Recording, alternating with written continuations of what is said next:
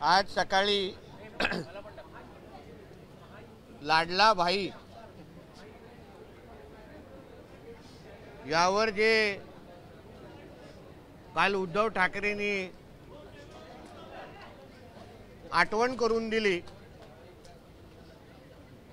त्याच्यावरच आज सकाळी बोलत असताना संजय राजाराम राऊतनी लाडली बहीण असताना तुम्ही लाडली बहिणीबरोबर लाडला भाईची काळजी तुम्ही का घेत नाही, हेच उद्धव ठाकरेची रीग ओढलेली आहे। आता हे दोघंही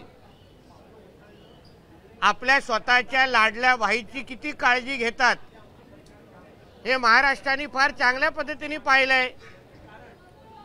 उद्धव ठाकरेचा कुठला लाडला भाई त्यांच्या जवळ आहे, कुठला लाडला भाई मातोश्रीवर पाय ठेवू शकतो, आत येऊ शकतो, याबद्दल उद्धव ठाकरेंनी स्वतः सांगितलं पाहिजे।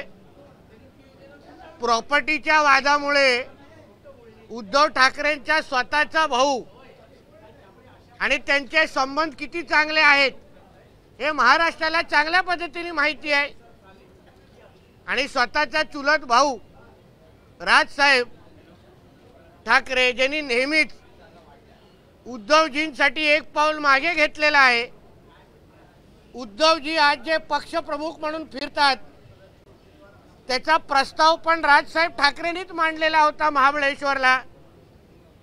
उद्धव ठाकरे आजारी होते, लीलावतीला घ्यायला हेच राजसाहेब ठाकरे गेलेले आणि त्याच राजसाहेब ठाकरेंना हल्ली झालेल्या षण्मुखानंद मेळाव्यामध्ये भारतीय जनता पक्ष आणि मोदीजींना बिनशर्त पाठिंबा देण्यासाठी कुठल्या पद्धतीने ह्या उद्धव ठाकरेंनी हिणवलं होतं हे दुसऱ्यांच्या लाडला भाईंबद्दल चिंता करतात, तुम्ही स्वतःच्या लाडल्या भाऊला कसल्या पद्धतीने हिणवतात हे महाराष्ट्राने पाहिलंय। म्हणे बिनशर्त पाठिंबा दिला आणि मोठा हसून दाखवत होता। आता बिनशर्ट बोलत असताना तुमच्या स्टेजवर मागे गुदगुदला आले येऊन हसणारा मुलगा बँड्रामध्ये कोणाकोणाला बिन पॅन्ट पाठिंबा देतो ह्याची पण थोडी माहिती मग महाराष्ट्राला द्या ना। सगळ्यांचे बिन शर्टची चिंता करता तर तुमच्याही मुलाला सांगा संध्याकाळी 7च्या नंतर येऊन बँड्रामध्ये बिन पॅन्ट पाठिंबा द्यायचं बंद कर, मग कळेल बिन शर्ट काय असतं।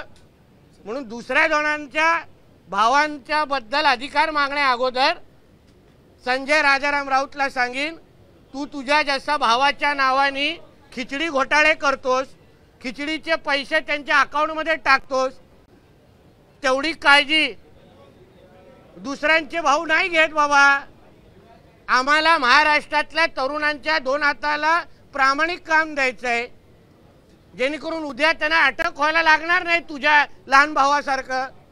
म्हणून दुसऱ्यांवर आरोप करण्या अगोदर स्वतःच्या बुडाखाली काय आग लागली ते बघा आणि मग बडबडत बसा। किरीटजींनी एक ट्विट केलेला आणि त्याच्यात त्यांनी वोट जिहादचा मुद्दा मांडलेला आहे। मस्जिद बंदरच्या काही भाग 11 बूथचा त्यांनी मतदान आकडेवारी दिलेली आहे। त्यात एकंदरीत अरविंद सावंत यांना 4000 मतदान झाले तर थेट यामिनी जाधव यांना फक्त 170 एवढंच मतदान झालं आणि मग किरीटजींनी म्हटलं की हेच वोट जिहाद आहे। म्हणून मी तुम्हाला माझ्या अगोदरच्या एका पत्रकार परिषदेत सांगितलेलं आहे, मुंबईतली मतदार यादी ही निवडणूक आयोगाने फार जाणीवपूर्वक तपासली पाहिजे। या निवडणुकीमध्ये मोठ्या प्रमाणामध्ये बांगलादेशी आणि रोहिंग्यांनी मतदान केलेलं आहे। त्यांना आधार कार्ड मिळवून देण्यामध्ये याच महाविकास आघाडीच्या काही पक्षांचा हात आहे, अनधिकृत आधार कार्ड मिळवून देण्यामध्ये। म्हणूनच हे वोट जिहादचे प्रकार झालेले आहेत।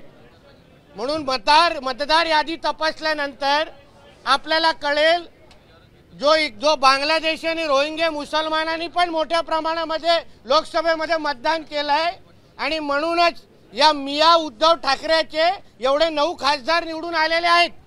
म्हणून ह्या किरीटजींच्या आरोपाला तथ्य आहे आणि निवडणूक आयोगाला आम्ही विनंती करणार आहोत ते मतदार यादीमध्ये किती बोगस मतदार आहेत, बांगलादेशी रोहिंग्या मुसलमान किती आहेत ते तपासा आणि ती नावं मतदार यादीतून वगळा। संजय राऊत म्हणतात की राजश्रय असल्याशिवाय पुण्यामध्ये ड्रग्सचे व्यवहार जे आहेत ते शक्य नाही. एकच मिनिट, आता जो मुद्दा तुम्ही उपस्थित केला त्या मुद्द्यावर अशी चर्चा आहे की बुरखा जो आहे तो न घालता पूर्ण चेहरा दाखवून आयडेंटिटी दाखवून मग मतदान करावं असा सुद्धा एक प्रयत्न जो आहे तो केला जाणार आहे किंवा तशी विनंती केली झालेले पण आहेत.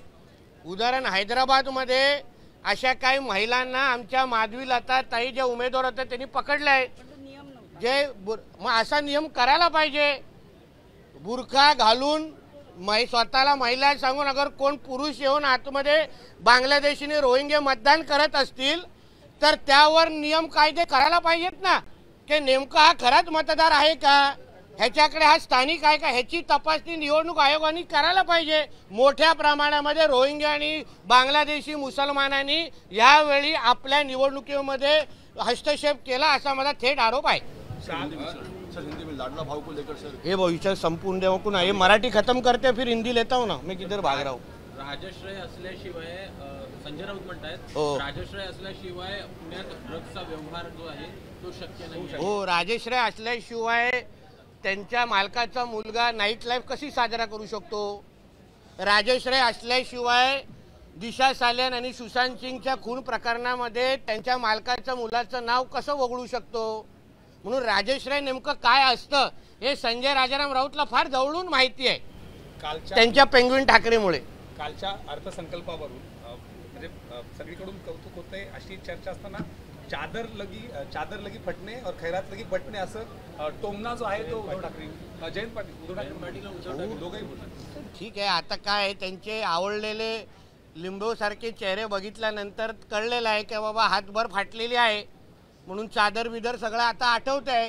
कारण का एवढा लोकप्रिय अर्थसंकल्प मांडल्यानंतर आज जनतेमध्ये मोठ्या प्रमाणामध्ये त्याचं कौतुक होत आहे. म्हणून आता ह्यांना कळून चुकलेलं आहे की पुढची 5 वर्ष विरोधी पक्षामध्ये बसून एक दुसऱ्याला चादरच चढवायला लागेल. आता तीच पाळी आली आहे. शरद पवार म्हणतात की कालचा जो अर्थसंकल्प आहे तो भाषेचा फुले. पवार साहेबांवर काय बोलणार नाही. सर लाडला भाव का नाम लेकर सर विपक्ष जो है बैंक कर रहा है उसको लेकर आप क्या. हाँ साहेब, संजय राऊतांनी आज टीका केली. बोलतो किधर. संजय राऊत म्हणतात की शिंदे हे मोदी शहांची नकली संतान. हो, आणि मग संजय राऊत हे काँग्रेस आणि शरद पवार गटाची कुठली संतान आहे. कचऱ्यातून उचललेलं का डब्यातून.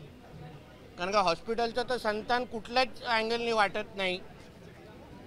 म्हणून म्युन्सिपाल्टीच्या कुठल्या कचऱ्याच्या डब्यातून संजय राऊत नावाच्या संतांना काँग्रेस आणि राष्ट्रवादी शरद पवार गटाने उचललं आहे ह्याचं थोडं संशोधन झालं पाहिजे.